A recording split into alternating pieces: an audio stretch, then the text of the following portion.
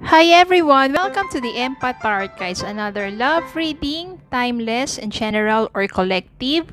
And since hindi lahat maaring makaresonate, maybe some part of the reading makaresonate kayo, some part of it hindi.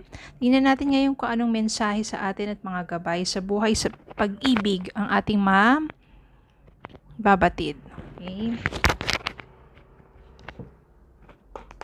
Spirit guys, send us messages, anong mga gabay sa buhay pag-ibig, anong connections ito, anong nais ninyong iparating sa amin, anong mga mensahe at mga gabay sa love.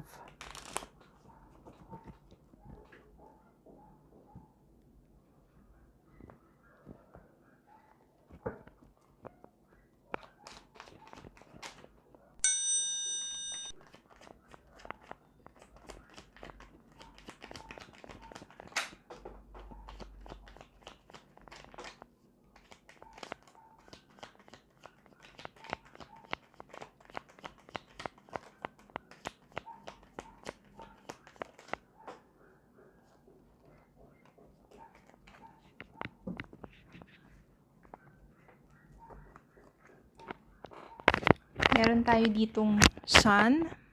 So, sun signifies positivity, happiness, joy, abundance, yan, innocence, radiance, yan, okay. Meron tayong Ten of Wands. Ten of Wands naman, ito mabigat tong enerhiyang to. No, maaari kasi sa lahat ng pinagdaanan mo, sa buhay pag-ibig mo, sa mga nakaraang relasyon mo, sa mga nakasama mo, hindi naging maganda ang inyong takbo ng pagsasama. Kaya ganun, bit-bit mo yung bigat. Ayan o. Minsan hindi mo na makita pa ang hinaharap dahil sa sobrang bigat ang iyong nadarama. Gusto mo na lumayo at gusto mong maprotektahan ang sarili mo para hindi na masaktan muli. So, yung 9 of Wands dito. Kaya siguro ito, nagbabalak ka ng nagpaplano ka ng mga ibang bansa. Gusto mo mag-explore, gusto mong makalayo-layo para naman mahanap mo yung sarili mo at yung iyong destiny na malayo dun sa taong nanakit sa'yo. Ayan you're looking forward for a very, sabihin natin, positive na yung aim mo, yung goal mo sa buhay. At ito na rin yung paraan mo for healing. Kasi sobrang sakit na naranasan mo sa iyong nakaraang relasyon, kailangan mo talagang healing. At minsan, nangyayari yon kapag lumayo ka dun sa lugar na kung saan palagi mo siya nakikita o sa lugar na kung saan nandun yung hindi magagandang mga memories ninyo. Okay? 7 of Pentacles dito. Gusto mo talagang lumayo, maaring magtrabaho sa ibang bansa, at dun ka magsumikap, dun ka humanap ng iyong kapalaran at makapagtrabaho. At mangyayari yon, etong world na to, ibig sabihin yan, makakamtan mo yan. It will be the fulfillment of your dreams na maaring etong relasyon mo na nakaraan, siya yung naging hadlang kung bakit hindi mo nakamtan to. Siya yung pumipigil sa'yo. Maari kasi na naging kayo ng taong yan, tapos yung pangarap mo wala na, naglaho na kasi ibinuhos mo na lang lahat doon. Kinalimutan mo na yung sarili mong mga pangarap, kinalimutan mo na yung sarili mo dahil masyado mong sinabmit yung sarili mo doon sa taong yon na ang nangyari, sa bandang huli, hindi ka rin naman sinuportahan at hindi ka rin naman minahal talaga. Kaya sobrang sakit. Pero nandito, bottom of the deck, 9 of Cups, at saka yung the world dito, it means wish fulfillment. Makakamtan mo ang nais ng puso mo. At hindi lang to sa pagtatrabaho o kabuhayan o sa pera. kundi yung nais ng puso mo. Ano bang nais ng puso mo? 'Di ba yung isang harmonious relationship? 'Di ba yung isang taong tunay na nagmamahal sa'yo? Yung aalagaan ka, yung hindi ka sasaktan, yung bawat hindi pagkakaunawaan ay pinag-uusapan at napapagkasunduan. Yung merong give and take. Hindi yung puro pananakit at panluloko lang. Makakamtan mo yan.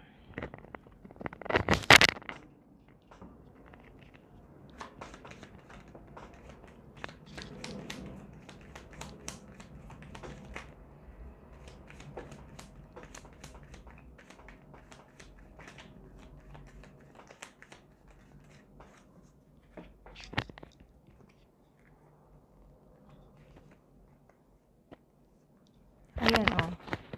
Seven of Swords. Puro na lang pagsisinungaling at panluloko ang ginawa sa'yo ng taong to. Habang ginagawa mong magsumikap, lalong-lalo na kung nandun ka sa malayong lugar, habang pinapaunlad mo yung sarili mo, etong taong nanloko sa'yo, mararamdaman niya yung paghihirap. At dahil doon niya marirealize yung mga ginawa niya sa'yo. Sobrang magdurusa tong taong to.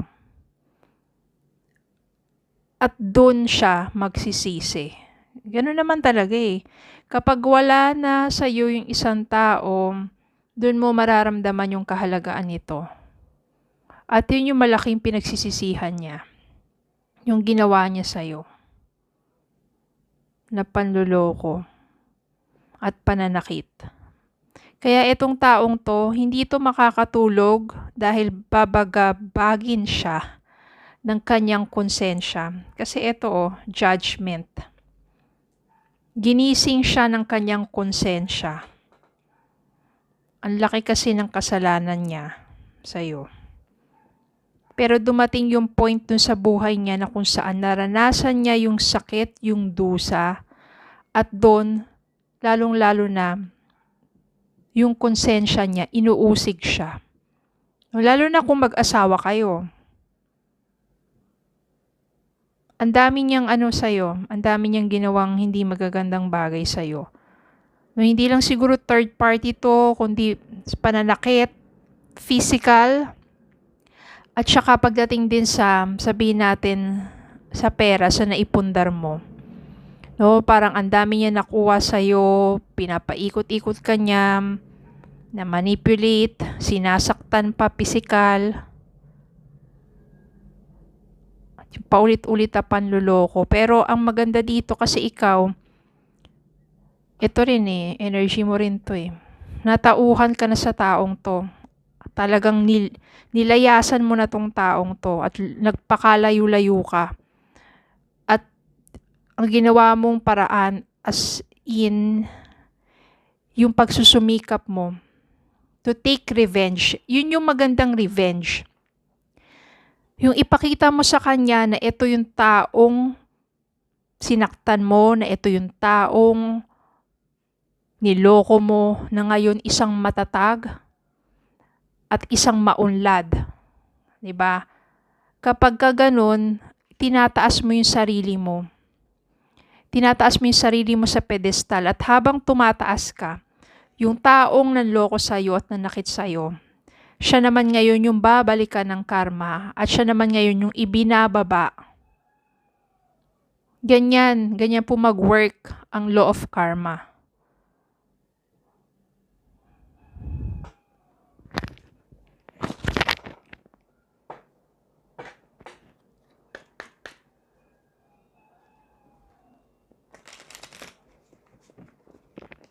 Humingi man siya ng tawad sa'yo, sa tamang panahon, alam ko, kaya niyo siyang patawarin. Pero hindi na ibig sabihin yun na pabalikin pa sa buhay ninyo. Kasi okay ka na Already move forward with your life. Tama na yun. Forgive na at bahala na siya sa buhay niya na magsimula. Basta ikaw, matatag ka na, maunlad ka na, maayos ka na.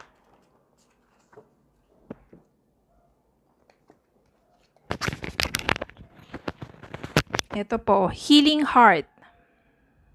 Healing from heartbreak, freedom from toxic relationship or addiction. Ito yung nangyari sa inyo or mangyayari sa inyo or nangyayari sa inyo. Healing heart. Healing from heartbreak. Freedom from toxic. Ito yun no. Freedom from toxic. Sa wakas, nagkaroon ka na ng kalayaan sa toxic na taong yon.